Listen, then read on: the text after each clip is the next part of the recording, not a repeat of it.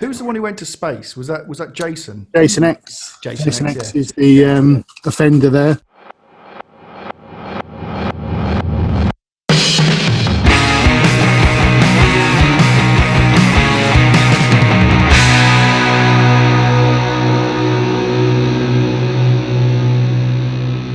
Hello, Internet. How you doing? It's Kev here from The Fierce and the Dead, and Matt from The Fierce and the Dead. Hello. so today we thought, well, it's coming up to Halloween, and let's talk about our favourite horror films. Sound like a good idea? Yeah, it does. Yeah, why not? Okay. When we were kids, we used to watch loads of horror films in my bedroom, didn't we? When we were. We did, yeah. I mean, to be honest with you, it's something that's kind of fed into our music as well, really, hasn't it? Mm. I mean, we'll get to it, but John Carpenter definitely, and a lot of the soundtracks and the vibes and all this kind of thing. Yeah, thrash metal, horror films, it all sort of ties in, doesn't it? Yeah, terrible B movies. I've spent a lot of time around your house, Matt, watching VHS tapes. We used to tape anything that was slightly John Carpenter, all that stuff, didn't we? Honourable mention. We'll get to this. Is going to be our I'm going to pick three. Matt's going to pick three, but honourable mention, guys. Can you remember a film called The Dark? Oh yeah, Andy, the bad guy, the monster, whatever, I don't know, it was called Andy. And it was so dark, you couldn't see anything. Was it called The Dark? I can't remember what it's called. It was We'll have to, if anybody knows out there, look up a horror film with a monster called Andy. I can't remember what it's called, but I know the monster was definitely called Andy. Yeah. Yeah, it was a. But we used to tape anything that was sort of a slasher or, all the Hammer stuff, alongside sort of Godzilla and, all the greats. Anything with lots of artistic merit. But Channel 4 used to show a lot of that sort of thing. It was really, all those sort of slashers and, there was the Incredibly Strange Film Show that Jonathan Ross did, which was a big influence on us. We used to watch all that.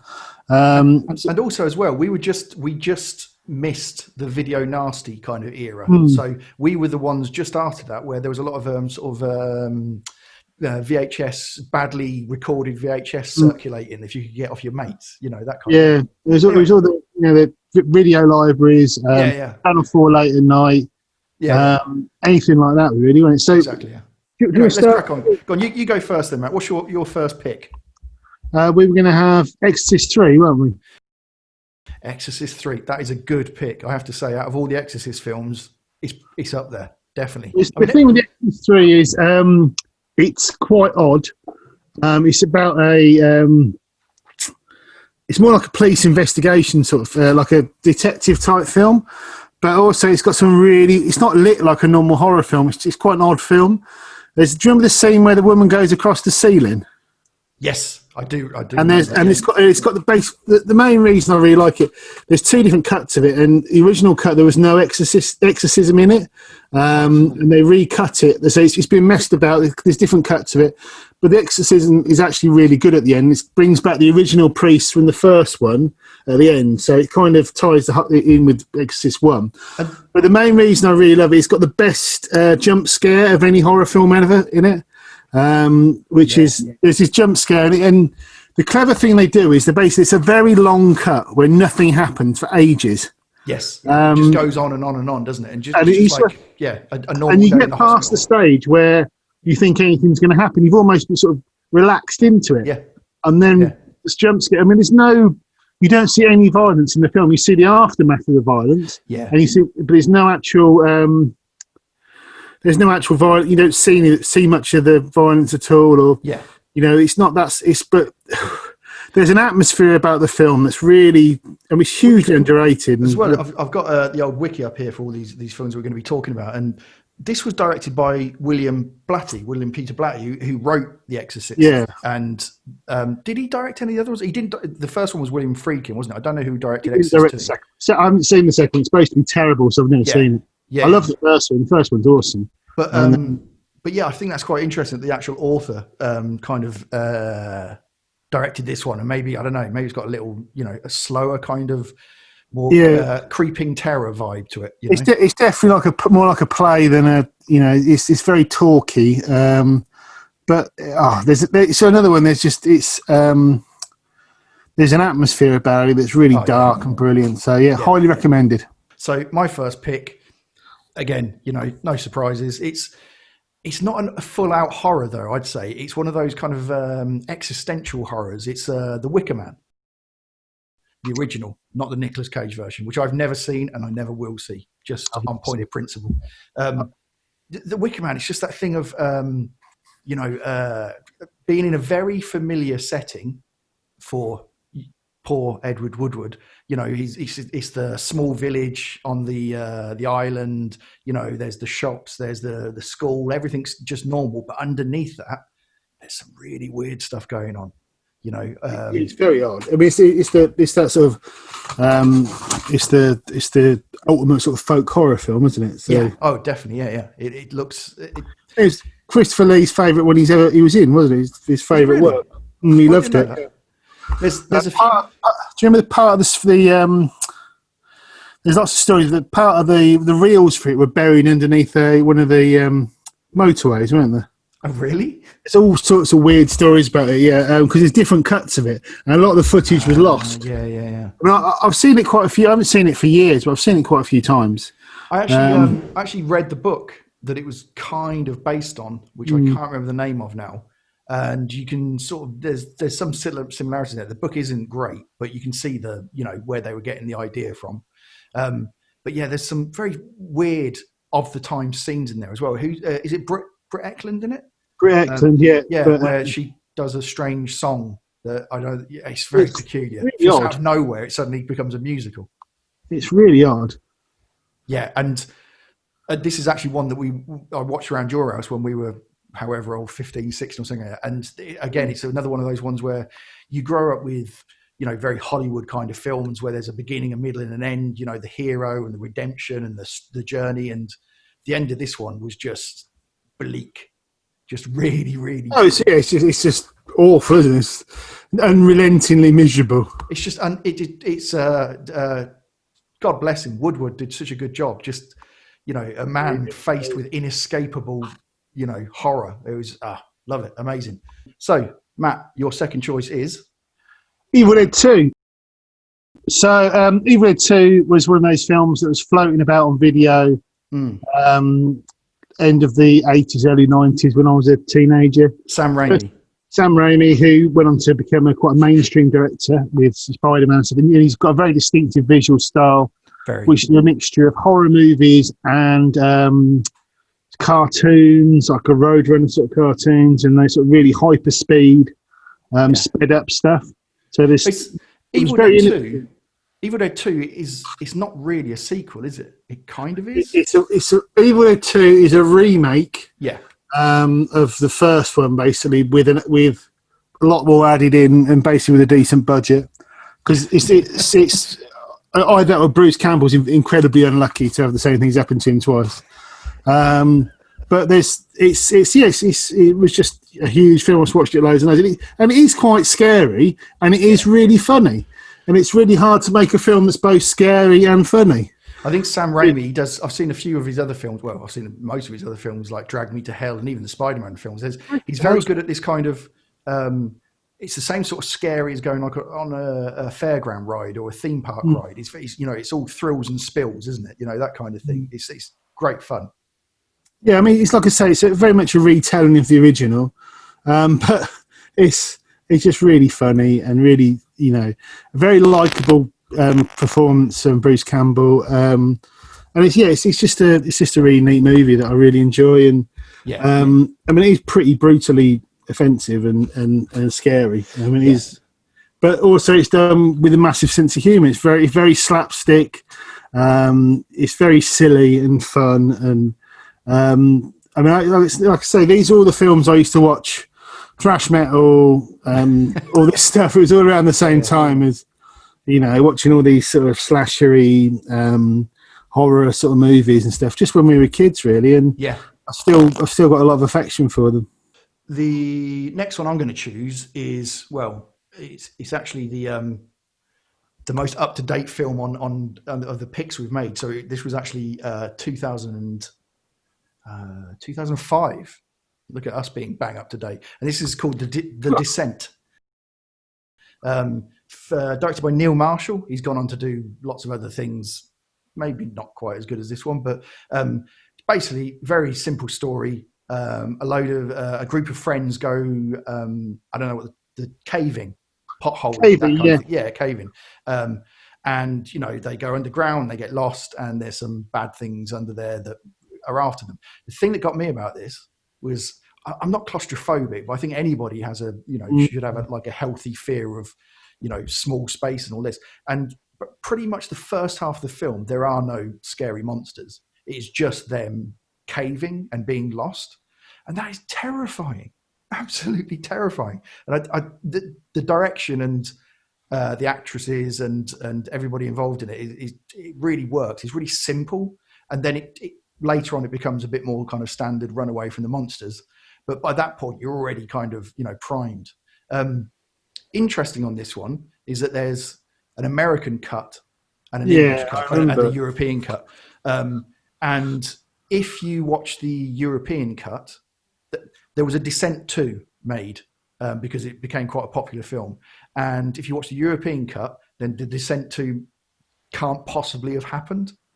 I might have got that wrong, so somebody correct me if I'm wrong on that. But didn't the ending some sort of they die? They all die at the end, don't they? The cut, the main cut I've seen, yeah, they don't get out. They don't get out. It doesn't go well. But wasn't it that there wasn't any monster? She got mad or something, was it? In the Descent 2, yeah, I think it was a little bit, and then she woke up and it was all a dream. I can't remember. I can't remember which version I've seen. Yeah. I think I've seen it must be the UK version. I don't know.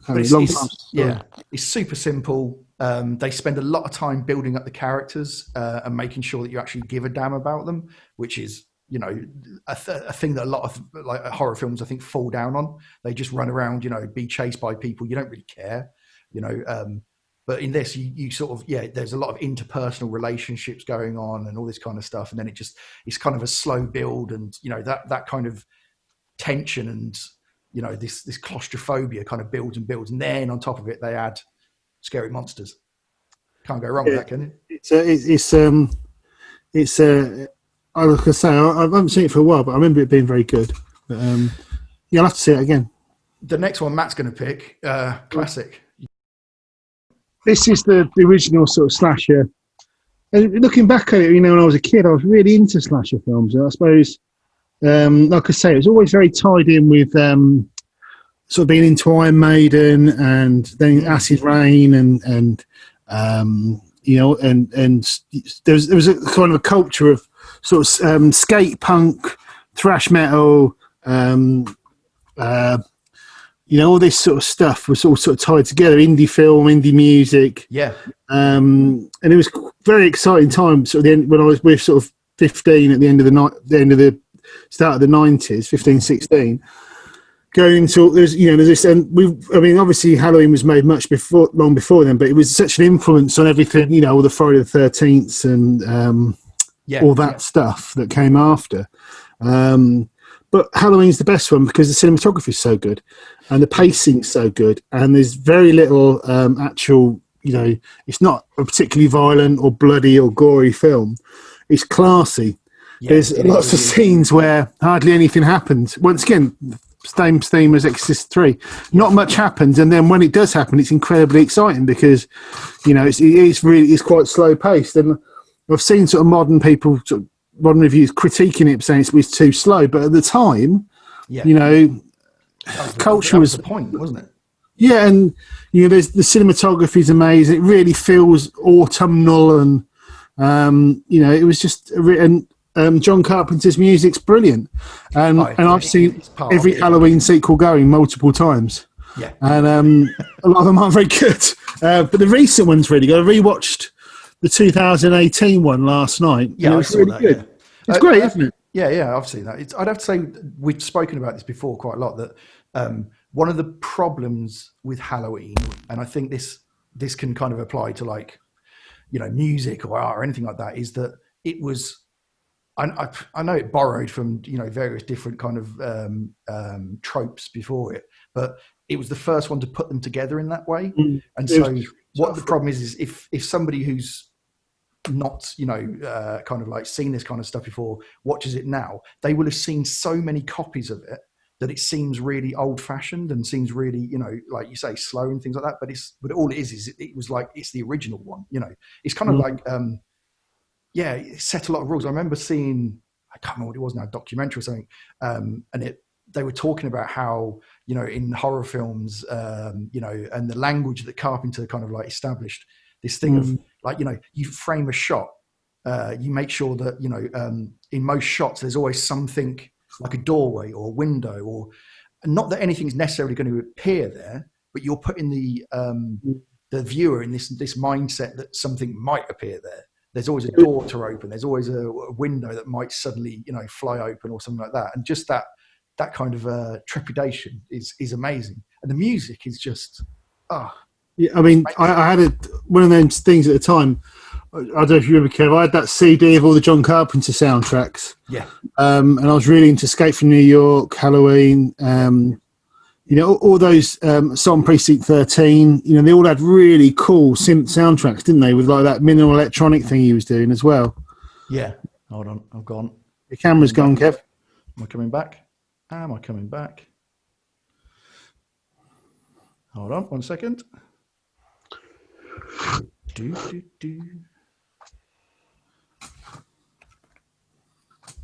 I'm back. Sorry, do you want to just finish your last... We'll talk about.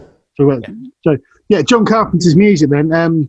So just to conclude, I think his music was so much part of the those films, and especially in Halloween with that 5/8 sort of minimal piano thing and then the synths. Yeah. I mean, I think he recorded it over a couple of weekends or a weekend or something. It was so massively influential. Yeah. Because you couldn't recreate those sounds relatively easy with a Prophet 5 and a piano, basically. Yeah. And that's what it is, the Prophet 5 and the piano. But at the time, there's a whole genre of synthwave that basically rips off John Carpenter's 80s movies. I was lucky enough a few years ago on Halloween, as it were, to see him and his band play at the Troxy in London. I can't remember, it was 3, 4, 5 years ago, something like that, maybe more. And he was amazing. And just as a standalone, kind of like just as a band, he had a really cool band with him. And it was, the music just stands up on its own. And then you put it with the images, and it just looks amazing.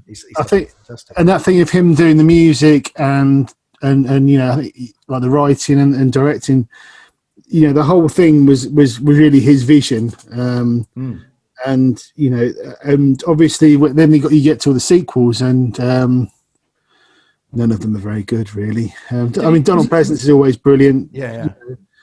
But who was the one who went to space? Was that Jason? Jason X. Jason X is the offender there. Michael Myers, he's never been to space.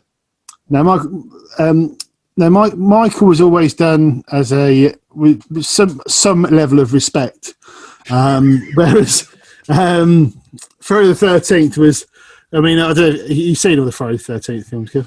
I think I've seen everyone. Yeah, I remember myself and you and myself watching Jason versus Freddy. That's a classic. No, it's not very good. The worst one, I can't remember which one it is. I think it might be The New Blood. But the intro to it is Jason. They do it as a Bond film. What? And he throws, do it with the thing. And he throws a knife at the screen and it fills with blood. Oh my word. By that point, it's just like, this is just silly, isn't it? Well, it's a ghost train, isn't it, at that point? It's a fairground ride, But I agree with you. I think John Carpenter, there's, it's been tied in with this kind of like slightly... Certainly ahead of that stuff. Kitsch kind of like, ooh, scary guy and all this kind of thing. But like I say, I think, if you actually watch it and like really, really pull it apart, it stands up. It's classy, really classy. Although... It's like the difference between King Crimson Red and all the people who ripped it off. It's, still... There's a magic to it, isn't there?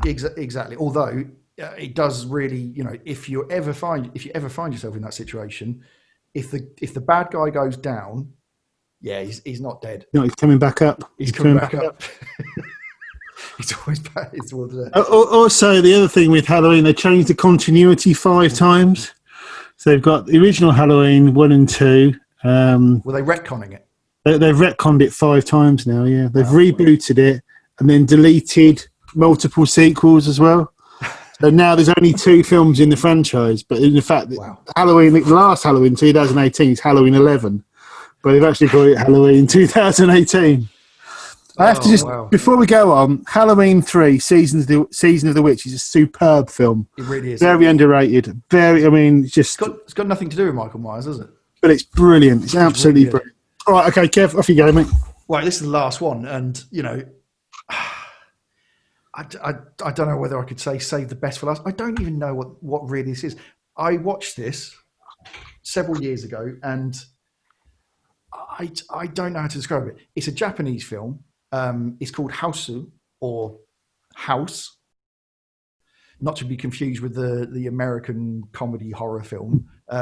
This is like a Japanese comedy horror film, but it's so surreal. I can't even really describe what happened. Some schoolgirls go and visit somebody's aunt, and I think she's a witch, and then a man turns into some bananas, and there's a cat.